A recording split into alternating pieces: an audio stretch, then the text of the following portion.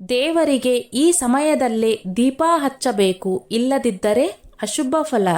ದೇವರ ಪೂಜೆಯನ್ನು ಮಾಡುವಾಗ ದೀಪವನ್ನು ಹಚ್ಚಿಯೇ ಪೂಜೆಯನ್ನು ಮಾಡಲಾಗುವುದು. ದೇವರಿಗೆ ದೀಪವನ್ನು ಹಚ್ಚುವಾಗ ನಾವು ಯಾವೆಲ್ಲ ನಿಯಮಗಳನ್ನು ಅನುಸರಿಸಬೇಕು, ಯಾವ ಸಮಯದಲ್ಲಿ ನಾವು ದೇವರಿಗೆ ದೀಪ ಹಚ್ಚಬೇಕು? ದೇವರಿಗೆ ದೀಪವನ್ನು ಹೀಗೆ ಹಚ್ಚಿಡಿ. ದೇವರನ್ನು ಪೂಜಿಸುವುದು ಅಥವಾ ಆರಾಧಿಸುವುದು ಕೇವಲ ಒಂದು ಪದ್ಧತಿಯಾಗಿ ಉಳಿದಿಲ್ಲ, ಅದೊಂದು ಜೀವನ ಶೈಲಿಯಾಗಿದೆ. ದೇವರನ್ನು ಪೂಜಿಸುವಾಗ ಜನರು ಧೂಪ ದೀಪಗಳನ್ನು ಹಚ್ಚಿ ಹೂವನ್ನು ಅರ್ಪಿಸುವ ಮೂಲಕ ದೇವರ ಪೂಜೆಯನ್ನು ಮಾಡುತ್ತಾರೆ.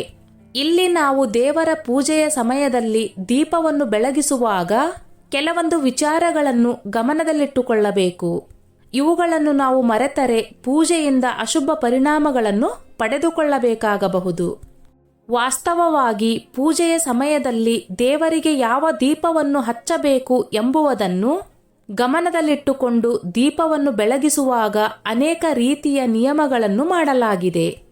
ದೀಪವನ್ನು ಬೆಳಗಿಸುವಾಗ ಅನೇಕ ವಿಷಯಗಳ ಬಗ್ಗೆ ಎಚ್ಚರಿಕೆ ವಹಿಸುವುದು ಬಹಳ ಮುಖ್ಯ, ಮತ್ತು ಹಾಗೆ ಮಾಡದಿರುವುದು ನಿಮಗೆ ಅಶುಭಕರ ಫಲವನ್ನು ನೀಡಬಹುದಾಗಿದೆ. 1.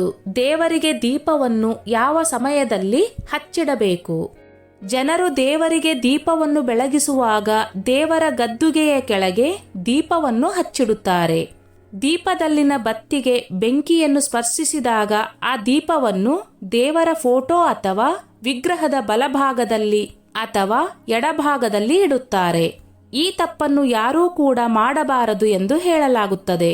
ದೇವರ ಪೂಜೆಯನ್ನು ಮಾಡಿದಾಗ ದೇವರ ದೀಪವನ್ನು ಎಡ ಅಥವಾ ಬಲಭಾಗದಲ್ಲಿ ಇಡಬಾರದು. ಬದಲಾಗಿ ದೀಪವನ್ನು ದೇವರ ಮುಂದೆ ಇಡಬೇಕೆನ್ನುವ ನಿಯಮವಿದೆ. ದೇವರ ದೀಪವನ್ನು ಇಡುವ ಸ್ಥಳವನ್ನು ಹೊರತುಪಡಿಸಿ ದೇವರಿಗೆ ದೀಪವನ್ನು ಹಚ್ಚಿಡುವ ಸಮಯವನ್ನು ಗಮನದಲ್ಲಿಟ್ಟುಕೊಳ್ಳಬೇಕು. ದೇವರಿಗೆ ದೀಪವನ್ನು ಹಚ್ಚಬೇಕೆಂದಾದರೆ ಮುಂಜಾನೆ 5 ಗಂಟೆಯಿಂದ ಬೆಳಗ್ಗೆ 10 ಗಂಟೆಯವರೆಗಿನ ಸಮಯವನ್ನು ಅತ್ಯುತ್ತಮವೆಂದು ಪರಿಗಣಿಸಲಾಗುತ್ತದೆ. ಒಂದು ವೇಳೆ ನೀವು ಮುಸ್ಸಂಜೆ ಸಮಯದಲ್ಲಿ ದೇವರಿಗೆ ದೀಪವನ್ನು ಬೆಳಗುತ್ತಿದ್ದರೆ ಸಂಜೆ 5 ಗಂಟೆಯಿಂದ ಸಂಜೆ 7 ಗಂಟೆಯ ಒಳಗೆ ಯಾವಾಗ ಬೇಕಾದರೂ ದೀಪವನ್ನು ಹಚ್ಚಿಡಬಹುದು. ಸಂಜೆ 7 ಗಂಟೆಯ ನಂತರ ದೇವರಿಗೆ ದೀಪವನ್ನು ಹಚ್ಚುವುದು ಅಶುಭವೆಂದು ಪರಿಗಣಿಸಲಾಗುತ್ತದೆ. 2. ದೀಪವನ್ನು ಹಚ್ಚುವಾಗ ಈ ತಪ್ಪನ್ನು ಎಂದಿಗೂ ಮಾಡಬೇಡಿ. ದೇವರಿಗೆ ದೀಪವನ್ನು ಹಚ್ಚುವಾಗ ಜನರು ಸಾಮಾನ್ಯವಾಗಿ ತುಂಡಾದ ಅಥವಾ ಸಣ್ಣ ಬತ್ತಿಯನ್ನು ಬಳಸುತ್ತಾರೆ. ಈ ರೀತಿಯಾದ ಬತ್ತಿಯನ್ನು ನೀವು ದೇವರ ದೀಪಕ್ಕೆ ಇಡಲೇಬಾರದು. ತುಂಡಾದ ಬತ್ತಿಯಿಂದ ದೀಪವನ್ನು ಹಚ್ಚುವುದಾಗಲಿ ಅಥವಾ ಒಂದು ದೀಪದಿಂದ ಇನ್ನೊಂದು ದೀಪವನ್ನು ಹಚ್ಚುವುದನ್ನು ಅಶುಭವೆಂದು ಪರಿಗಣಿಸಲಾಗುತ್ತದೆ. ಈ ತಪ್ಪನ್ನು ಮಾಡುವುದರಿಂದ ಲಕ್ಷ್ಮೀ ದೇವಿಯು ನಿಮ್ಮ ಮೇಲೆ ಕೋಪಿಸಿಕೊಳ್ಳುತ್ತಾಳೆ. ದೇವರಿಗೆ ದೀಪವನ್ನು ಹಚ್ಚುವಾಗ ಅದಕ್ಕೆ ಬಳಸುವ ಬತ್ತಿಯ ಬಗ್ಗೆ ಸಂಪೂರ್ಣ ಗಮನವಿರಲಿ.